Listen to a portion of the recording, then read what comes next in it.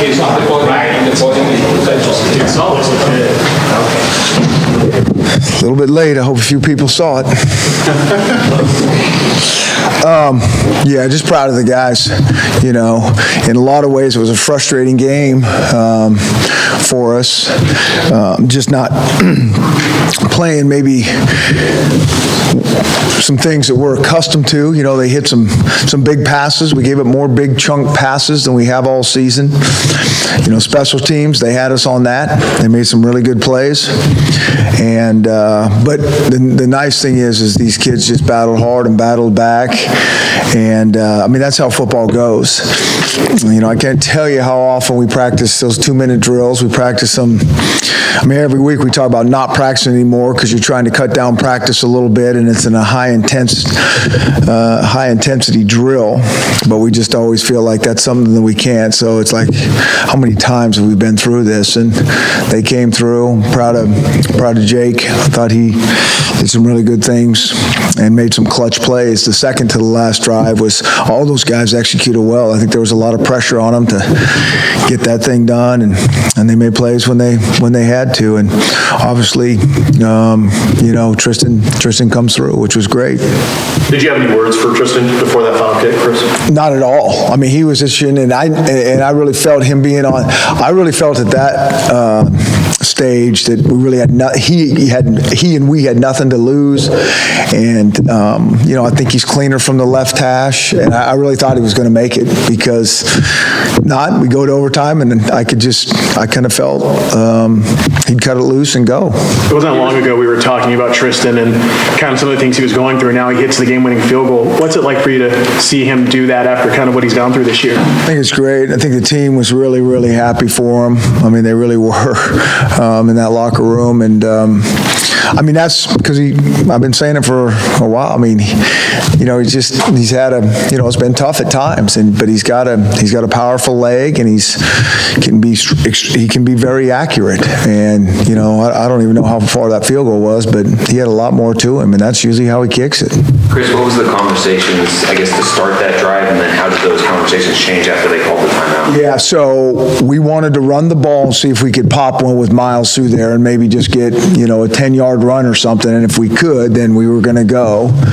And or even if he probably would have got out of bounds, you know, we probably would have tried something. You know, I get what Kyle was trying to do. You know, you got to play aggressive in these situations, and he was thinking we, you know, may not get a first down, and we got a punt, and he's going to come after it. And so, I mean, those things, you got to play the game. But yeah, so heck, who knows if we hit the next pass or not? But we did, and I think we hit two really good ones after that, and it was good execution. And then the one after that to Pettis, what did you see on towards the goal line? I saw what everybody else saw.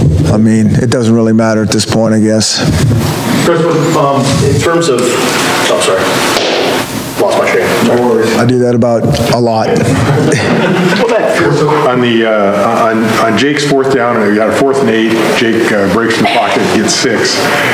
Gets flipped up in the air, and he comes down hard. How aware of you with how shaken up he was? Well, I talked to him, and I thought he was fine with the questions he was asking me. You know, what I had seen, if he had somebody pop open, and I think he got it. I looked down. I think he got a good one in the shin, one of those nice shin, probably face mask on the shin. I'm not sure how and when he got it. He could have got it multiple times, but you know, he's a courageous guy, and he's going to try to do everything he can do to, you know, get that first down. Chris, how did JoJo's ejection, how did that really affect how you altered the way you had to play defense? Well, I don't know if it did. We'll have to look at that tape and talk to those defensive guys. But you know, he's a force back there, and he comes down like a ton of bricks. He really does. But another positive that we were able to move some guys around, and they stepped up and, you know, played well enough for us to, you know, credit to Utah. I mean, they did a nice job. I mean, they ran that quarterback, and that RPO game, you know, with him pulling it out and throwing it. I mean, it was hard to defend, and I'm sure there's some stuff that we're going to put on tape and say we can do a lot better than that. But I think they executed well, you know, as well. when you have Utah being that aggressive on special teams, onside kick, fake punt, the whole nine, I mean, I guess, like, how bizarre or rare is that? Because, I mean, it seems like that's something that just happens every day, and how do you plan for that? Or I think that they're an aggressive special teams. Like, I've paid attention, you know, we paid attention to these guys for a long time, and I've seen them onside kick, and, you know, first of the second half over the years. I've seen them do it all. And credit to those guys. I mean, not only did they call it, they executed it. And, you know, I think it'll be a really big wake-up call. I mean, you sit here and talk about this stuff till you're blue in the face, and it never happens. You know, surprise onside, we can't leave too early. You know, all those different things. You got to make sure. We had two guys right there making sure that the ball's going to be kicked. We're forcing the kick, and he runs right between us. So hopefully we learn some good, hard lessons. You guys had your tailbacks combined for 10 catches. What did you see out of that unit in the passing game? They're good receivers, and I like Jake. You know, he'll find those guys if they're not open. You know, that one he got to Miles, that's just some healthy, clean living, because that could have gone either way, and that thing cleared that guy's fingers by about an inch. And, you know, Miles, I've said it all along, he's such a good pass receiver. I mean, he has got tremendous hands. Between that and I think there was one on the next drive or the drive after that they got called for defensive holding. Is that something you look for out of a certain look when you see like single high safety or something? Which play was that? I'm not. There was the touchdown to Miles, and then I think there was the drive in the early in the fourth quarter. Yeah, they were holding us. Yeah. Well, they were doing a nice job of mixing their coverage. I mean, they really were, and they disguised coverage, and they're getting into zone and some cover two, and looking like it's man and playing man. And you know, Andre did a good job of, you know, I think he probably had the guy on his heels a little bit, and he had to grab him to get off, to not get beat bad. And I didn't really see it till I saw the flag come out early and thought it was on them. I remember for your first game back in a while. What did you see out of him tonight? I know he allowed the touchdown, but overall, what did you see? That's hard for me to really say. I got to watch that tape on that. It was good to have him back out there. I mean, he hasn't practiced a whole bunch. You know, he was back last week doing some things. So his first week of really getting in there, but it's not like being, you know, in that game. So it was good to get him out there, and hopefully everything held up good. Chris, there was a flag thrown and picked up on you for, couldn't quite figure out what was going on. Yeah, for being on the field, but they always tell you when you need a timeout, talking about the red zone, run out there and get our attention. Well, that was the same thing. They were all out there, and I saw the refs winding the clock, saying the clock is going, and so I'm running out there trying to get their attention to call timeout. And that's why they took it off, because that's why I saw him like winding the clock, and we were trying to call timeout, but nobody was there to, Chris, the play before the field goal, it looked like you guys were actually trying to score on that. I mean, what was the kind of the mentality? We have a play that if we got a good matchup, we'll take it. You know, it's primarily designed to go to the short side of the field and maybe just get us a few more yards. You know, just nothing super aggressive. But Jake liked the matchup. I think we had 8 seconds, possibly 8 seconds on the clock. And again, we have worked this so many times. He knows that he can take a shot with that. Anything when we start getting down that 6 or 7, he would not go. He's not supposed to go to that wide side, and I know he would know he would go to short side. What do you think that last drive does for someone like Andre? Because I know earlier in the week we were asking you about Fuller being that number 2 guy, but with Andre, he just kind of came up, especially that big catch, you know, in the last drive. What do you think this does for someone like him going forward? I think it does a lot for the whole team, you know. I mean, these kids work hard. They really do. They practice hard. They work hard. They study hard. But I hope this just gives them a little swag back, you know, that they don't have to play so tight, and you don't have to play perfect. You can still come back and win. And not only for Andre, but just for everybody, Tristan and the defense even. Just keep playing.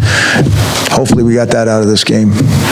Jake and Miles each broke the records for passing and rushing touchdowns in this game. What does it speak to their legacy to do that in a nitty-gritty game like this? Yeah, it's nice that they come through with their best when their best is needed, right? I mean, that's a John Wooden thing or something. But yeah, I mean, those guys are both really good players that have played a lot of football, and I think it's, you know, apropos that those guys come through at that time. Chris, this has been a pretty tumultuous second half of the season for you guys. Injuries, tension, one thing after another, it feels like. A game like this, can you kind of immediately put it in context of what this kind of could mean for you guys? Yeah, I mean, we talked about it 3 weeks ago, just November football's hard. And when we looked at our schedule, I mean, we knew that this was going to be like a really hard stretch. I mean, you know, you feel, I've studied all of Utah's stuff, and you feel bad for those guys because those guys have a good team. You know, I know the record's not what they want it to be, but they have players. They got injuries as well, you know, but those guys, that's a dangerous team. And I've said it earlier in the week, and I don't ever try to say anything that I don't really mean.